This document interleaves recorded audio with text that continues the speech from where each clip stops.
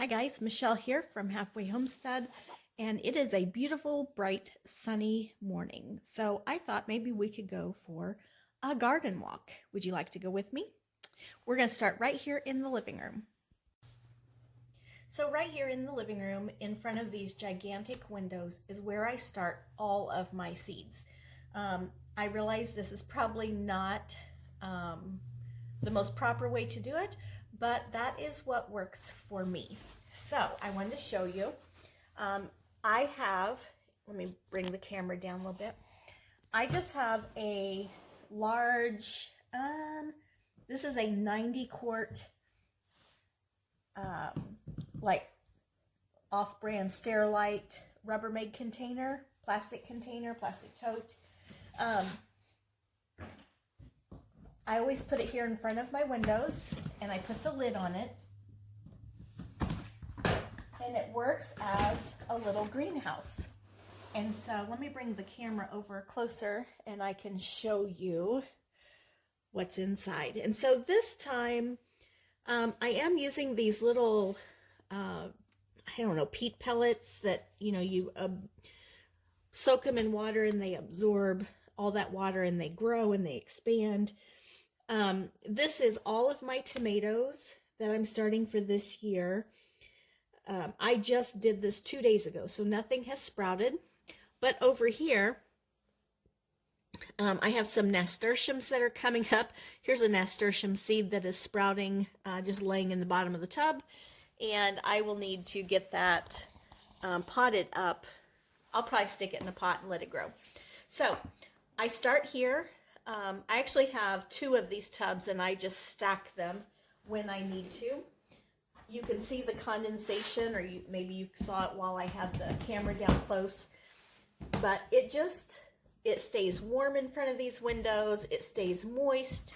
I rarely have to water anything while it is in here because of all that condensation, and that's what works. So I'll show you here. Turn the camera around a little bit. I also have a bucket of asparagus. And so our son, Jeremy, he lives in a 100-year-old bank building that has been converted into apartments. And it is a beautiful, beautiful building, beautiful structure, huge windows, beautiful woodwork, transom windows over the doors. It's just gorgeous.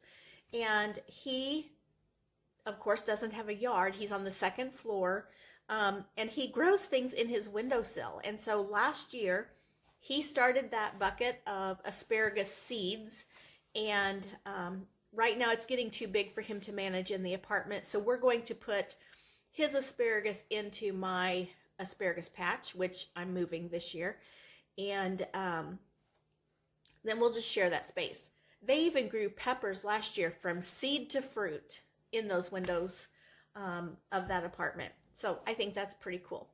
So now I'm going to take you downstairs, which is where I have my makeshift grow station.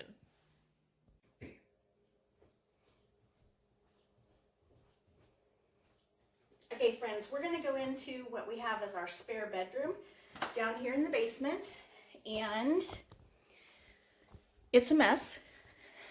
So sorry, but this is where I have my grow lights, which, excuse me, happen to be just shop lights. Once my seedlings sprout, I'm gonna turn the camera so you can, whew, I'm out of breath coming down the stairs. Once my seedlings sprout, then I bring them down here. These are more nasturtiums, some bachelor buttons, borage.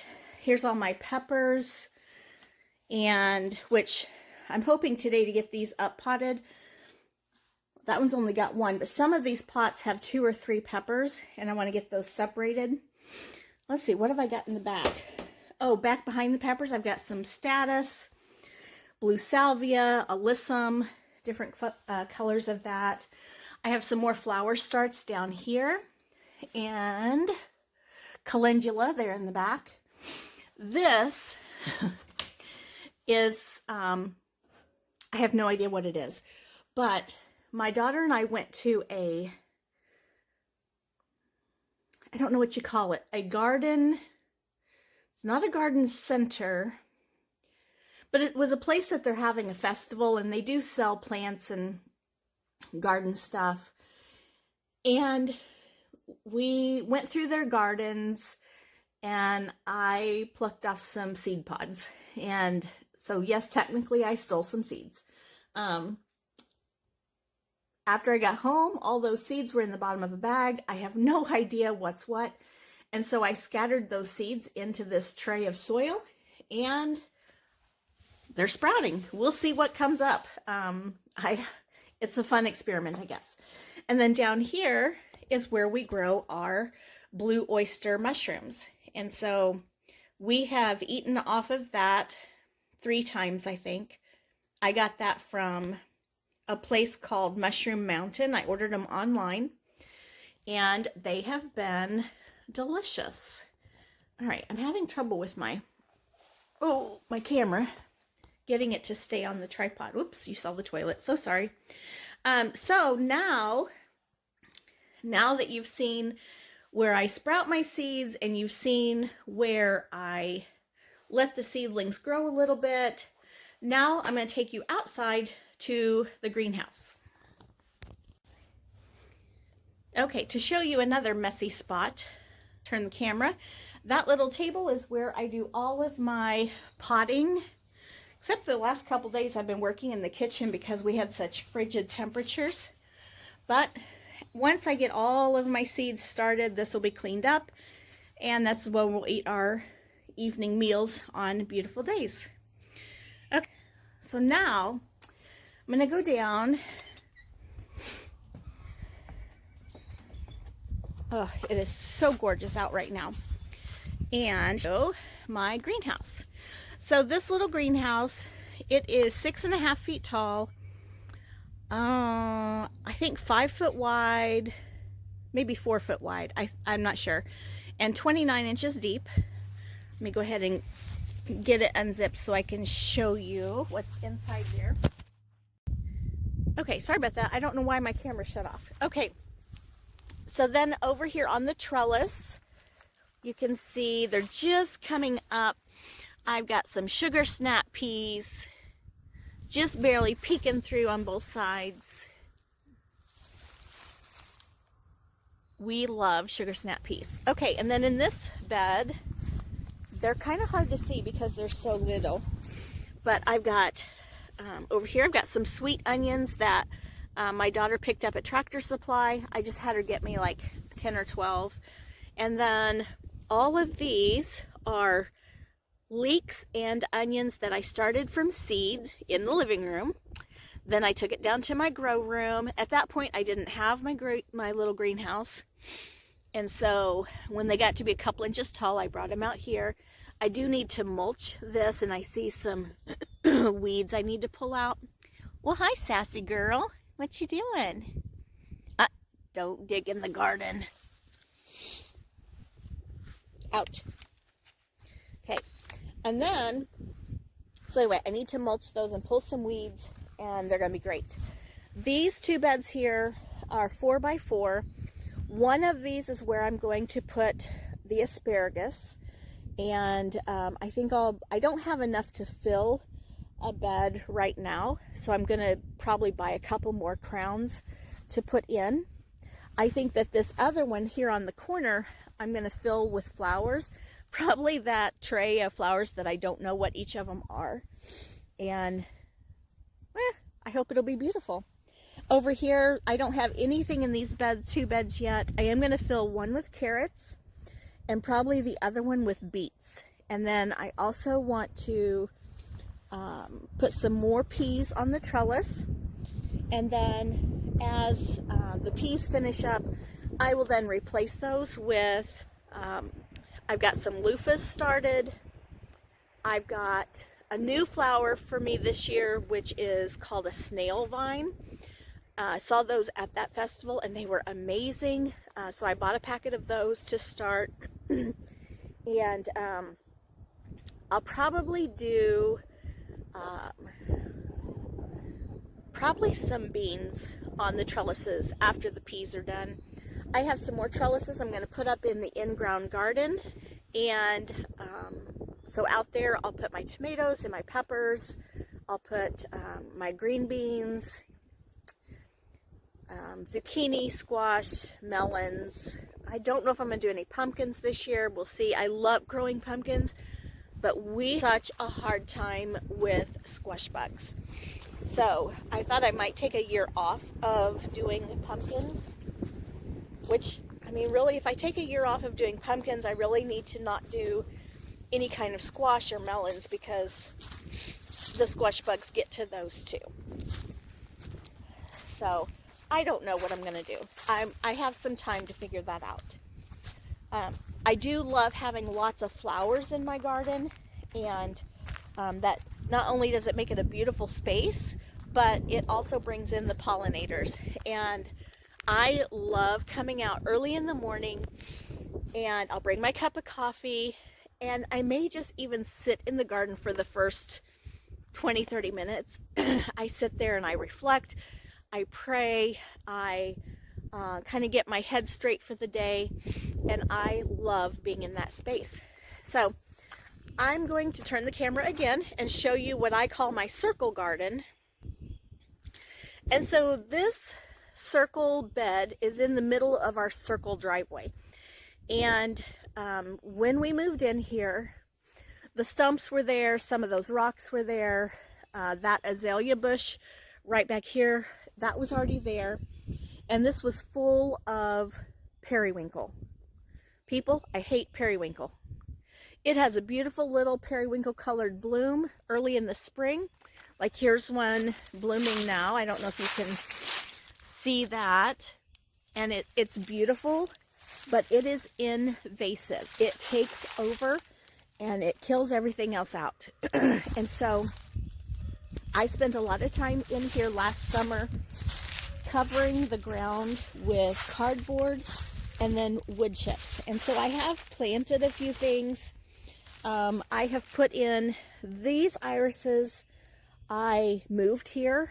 When we moved into this house, this is our 4th summer to be at this place. And so I moved those from my previous house.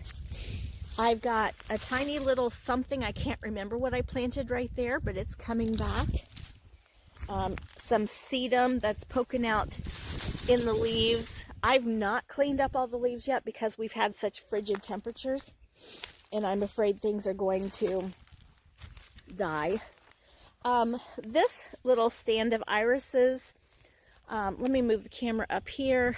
Over here next to the driveway is where the previous owner had irises, and there are hundreds of them over there, but now they started coming up in the driveway, and so they've spread that much.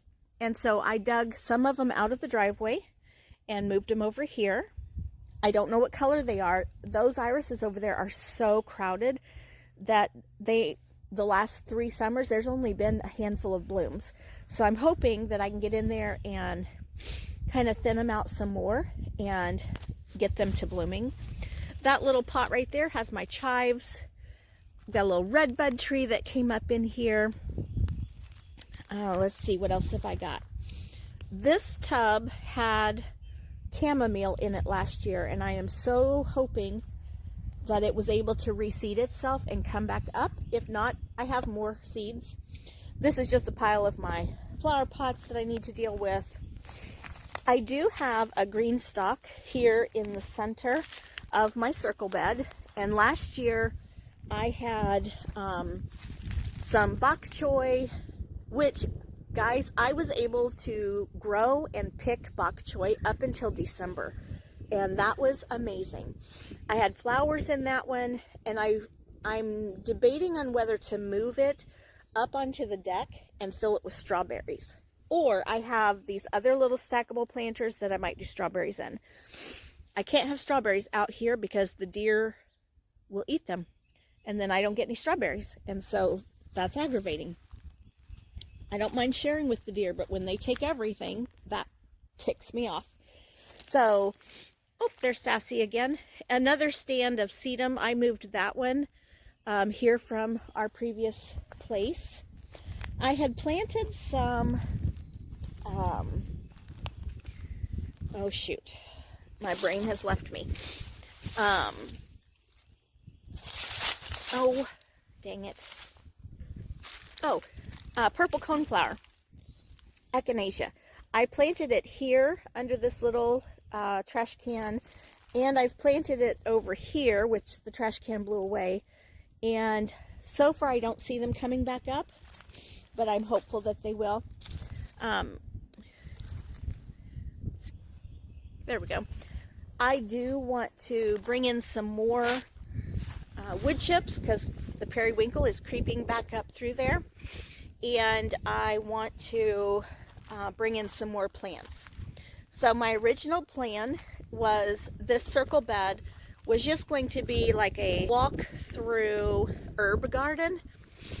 And most of the herbs I have put out here have not survived.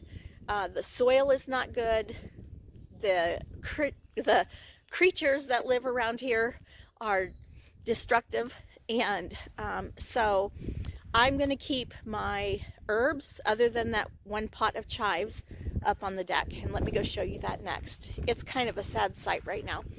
But, so my plan is still to have a walk-through garden, which those little pavers right there, we have found those all over this property. And so when I find them, I just bring them over here and put them into the garden. I have another stack of them out back that I actually bought at an auction. This whole big pile of potting soil, bags of potting soil, and pavers, I paid $3. And so I still have those I can use. So over here on the side of the deck, this is our front deck, and this, the front of our house faces west. I've got some hostas that I moved from my previous house. This front flower bed has been a work in progress. There were gigantic bushes right here, like evergreen type bushes, and we tore those out. So I do have purple coneflower, excuse me, coming back up in here. Irises, some allium, and columbine, some more sedum. Like I said, I haven't cleaned these beds out yet because of the frigid temperatures, but I'm going to have to get in here within the next week and get these cleared out and amended and ready to plant. Some alyssum that I actually moved that. So these beds weren't here, they were just bushes. And so I have put these beds in. I moved that alyssum from another spot in the yard. Got some hollyhocks coming up back there, some lilies that I moved from the other house, more irises, and I can't remember, the irises that are up here in these front beds, some of them I bought at the farmer's market because they were just such a beautiful color, and then some of them I have dug up from other places in the yard and put them up here. I had hostas in this bed, but they have not survived. This bed is full of lily of the valley and some tiger lilies that I'm so excited. I want to fill this corner with tiger lilies. I had those at my previous house. I had gotten the seeds from my mom's farm, and so every time I go to her house and they're blooming, I take some seeds, and then I had brought some seeds with me from our previous house, and they've had a really hard time getting started. So, hey, sassy girl. Hello, pretty girl. All right, let's go up on the deck, and I will show you this sad sight that in another month will be beautiful. So when we moved in here, this house was full of the previous owner's belongings, down to the toothbrush. I mean, he left everything. And he wasn't even passed away, he just moved, but he left everything. This little dinette set was left here. I love it. I have another stackable planter. I think I'm gonna fill with strawberries. These pots up here on the porch, I do fill with herbs and flowers. So that little bit of garlic chives right there, that's been in there for 3 years. This is lavender. I don't know if it's going to come back. We'll have to wait and see. This was thyme. It doesn't look promising right now, but we'll give it a few more weeks and see. This was mint. Same. We'll just see how it does. If it doesn't come back, I will buy some more starts. I love having thyme and mint right outside my kitchen. And then this I always fill with flowers. These I fill with flowers. This little stand is adorable. This little guy here, I always fill with parsley. And then I've got more stands that I can't wait to fill up. Oh, I gotta blow my nose. These little hens and chicks, let me get you in there close enough you can see and get in the right light. There we go. This was a mounded up batch of hens and chicks that I had gotten from my mother-in-law. And I brought them from the previous house. I had hens and chicks there everywhere. And now that I'm here in this house, the squirrels keep eating them. And so I have yet to find a safe space for those hens and chicks. And that's all I have left. I don't want to lose that little bit of hens and chicks. So if you have any ideas, let me know. Other than putting a cage around it, which is not at all beautiful, I just don't know what I'm going to do. And so let me know if you have any ideas. All right, I'm going to take you, well, first I'm going to go blow my nose. Being out here in the wind makes my allergies crazy. And then I'm going to take you to what we call our woodland garden. Okay, friend, we are headed over to what we call our woodland garden. It is definitely a work in progress.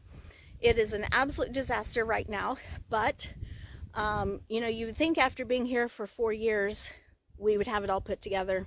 We don't. This is not top priority, and so it just gets done a little bit at a time. So I'm going to turn the camera so you can see what I'm looking at, which is a hot mess. And I apologize. Somebody in the area is burning, which is probably going to start causing me to sneeze and cough. And so I don't know how long we'll be out here, but here we go. So we had to take down a couple trees last weekend.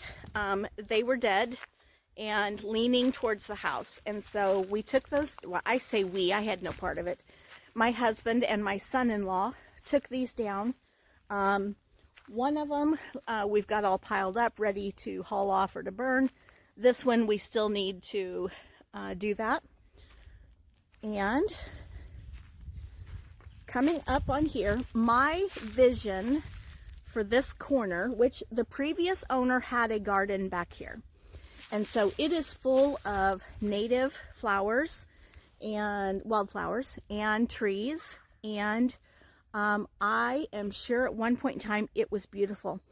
Out here, I don't remember exactly where, but about in this area here, there were some little brick pillars that had been built and they were deteriorating, so we took those out. And so what I envision is having an entryway right here between these trees. And look, there is a little tulip coming up right there. And the other night when we had such cold temperatures, we got down in the 20s, I came out and put a little bucket over that and covered it up, and it did fine.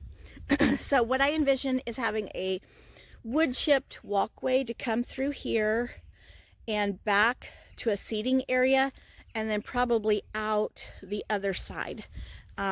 We have lots of daylilies in here. This is the first I've seen, this little tulip, and it'll be exciting to see what color it turns out to be. There's more of that periwinkle, but we've got lilac bushes back here. We did come in last spring, I guess, or summer, and blew these blue leaves out of here so we could see what we were working with, and we found so many great plants. There are irises back here. These irises are a beautiful, beautiful bright yellow, and they are gigantic. But last year, let's see, 2 years ago, a couple of them bloomed. Last year, I don't think any of them bloomed. And I'm hoping that this year, since we have gotten rid of a lot of the clutter, that they will go ahead and bloom for us. And I'm probably going to move some of those to the front. They are gorgeous. One thing I want to show you is, so this fence line right here, this corner is the corner of our property. Yeah. We've got little dogwoods and little red buds in here. Like I said, there's lilacs. We uncovered, see if I can get you down here to see it. Excuse me. That smoke is getting to me. When we blew out the leaves, and again, I say we, it was Scott that did it. See if I can do this without the camera falling over. We found a whole bunch of these little stepping stones. This one has a handprint in it, and they go around in a circle. So they go all the way around here in a circle. Some of them have names that, you know, they've used a stick or their finger to put in. And then in the center of all of this, if I can find it again,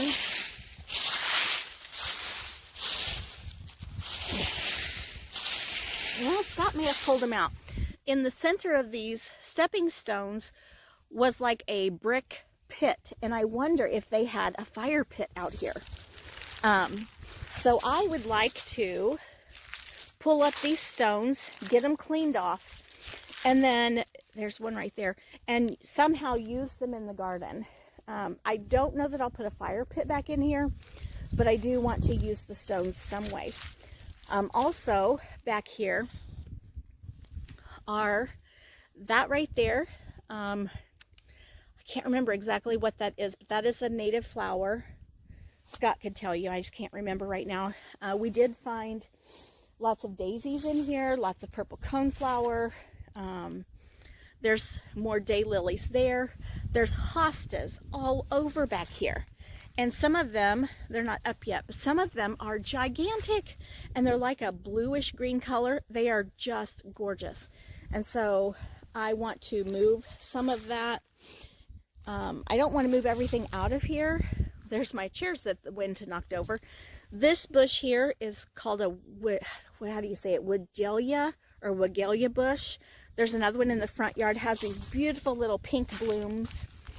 I don't really know if I want to leave this one right here, but we might. I don't really like boxwoods, but it does look kind of pretty there next to the fence.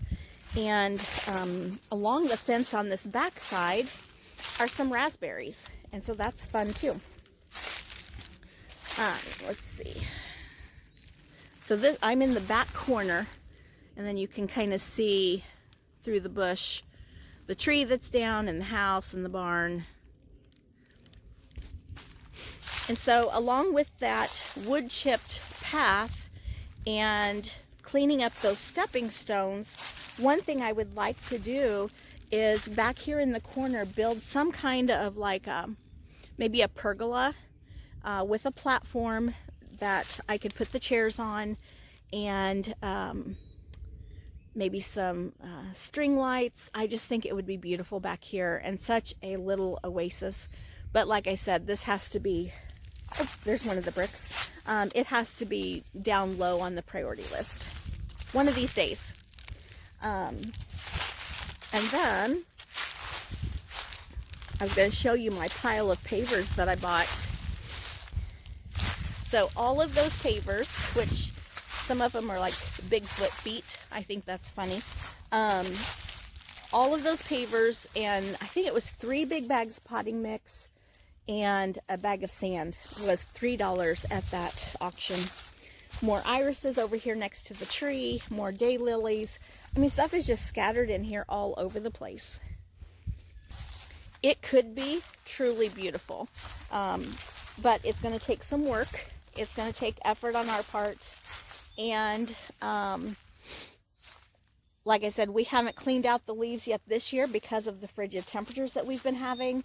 And I'm afraid that if we cleaned all that out now, that would just be detrimental to the gardens. So I'll eventually get there. All right. So if you have any ideas for my gardens, let me know. I would appreciate if you would like my channel, Halfway Homestead, and give me a thumbs up, give me a like, send me any comments you might have, and follow me on this 2024 garden adventure. I love gardening. I love just the peace and tranquility that I receive personally from being in the garden. I love to get my hands in the soil. I love to grow things, and I love to share what I grow. A lot of those seedlings I showed you will be shared with friends and family. Sassy. Rubbing up against my legs. She does not like to be held, but she loves to be petted. Her name fits her perfectly. And so, anyway, I will see you on the next garden walk or on the next cooking episode. So, happy gardening, friends.